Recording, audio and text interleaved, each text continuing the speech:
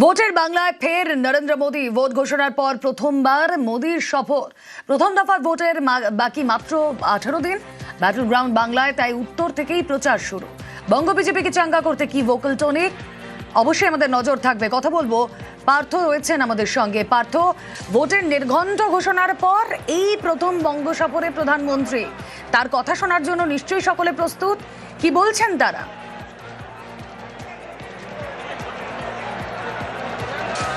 একেবারে তাই, রাজ্যে ভোট ঘোষণার পর প্রথম জনসভা কিন্তু প্রধানমন্ত্রী নরেন্দ্র মোদী।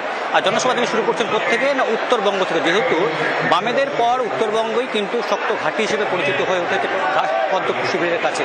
2021-এর নির্বাচনের পর থেকে কিন্তু আমরা দেখি যে ঘাসফুলের তুলনায় কিন্তু পদ্মের দাপট বেশি গোটা উত্তরবঙ্গ জুড়ে।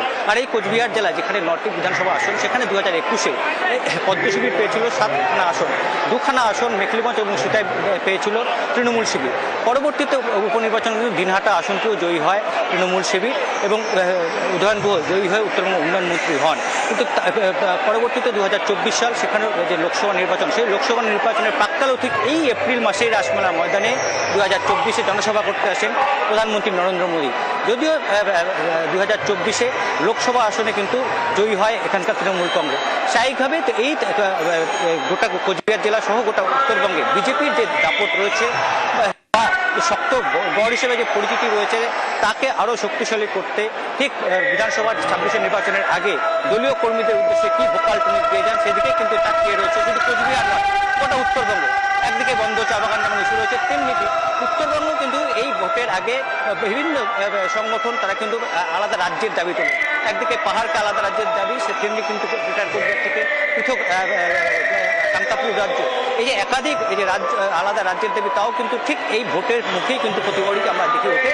ভোট করলেই কিন্তু আবারও সেই দাবি আবারও জিয়ে রাখা হয়, কিন্তু দাবি পূরণ হয় না। সেই ওভারঅল সেই প্রেক্ষিতে পাহাড় থেকে সমতলে যে দলীয় কর্মী সমর্থক রয়েছে, তাদের উদ্দেশ্যে আজ মোদী প্রধানমন্ত্রী কি বার্তা দিয়েছেন, সেদিকে তো অবশ্যই নজর থাকবে রাজনৈতিক মহলে। একদিকে দক্ষিণবঙ্গে একের পর এক সভা করে যাচ্ছেন মুখ্যমন্ত্রী মমতা বন্দ্যোপাধ্যায়, ঠিক তার উল্টো দিকে কিন্তু উত্তরবঙ্গে আজ নিজেদের অন্যতম শক্ত ঘাঁটি হিসেবে পরিচিত কোচবিহারে নরেন্দ্র মোদী কি বক্তব্য দেয়, সেদিকে কিন্তু অবশ্যই নজর থাকবে। ঠিক বিকেল 4:15 নাগাদ তার মঞ্চে আসবার কথা রয়েছে এবং 8 ঘন্টার তার এই মঞ্চে তিনি থাকবেন। শুধু প্রধানমন্ত্রী নন, রাজ্যেরও একাধিক মন্ত্রী, যেমন শুভেন্দু অধিকারী থেকে শুরু করে সুকান্ত মজুমদার, শ্রমিক ভট্টাচার্য মতো এখানকার যারা প্রার্থী তারা সকলেই থাকবে। সব মিলিয়ে কিন্তু ভোটের বাংলায় সরগরম রাজ্য এবং স্বাভাবিকভাবে কিন্তু উত্তাপ বাড়ছে, যেহেতু 23 তারিখ প্রথম দফায় ভোট রয়েছে উত্তরবঙ্গে, উত্তাপ বাড়ছে কিন্তু গোটা